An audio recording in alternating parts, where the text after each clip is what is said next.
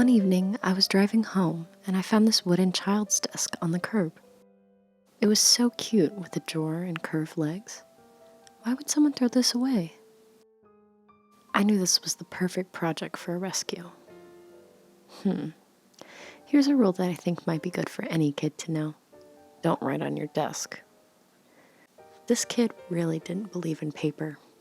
So I knew I would have to paint over the top, and I started to think about a fun design for it. What would be an appropriate image for such a cute little thing that had gone through so much hell? I wonder.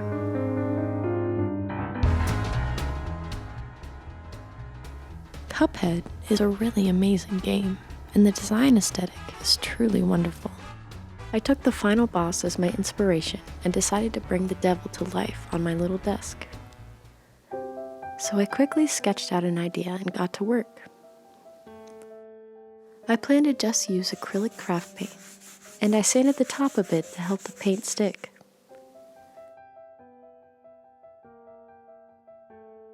I took the legs off to make it easier to work with the tabletop.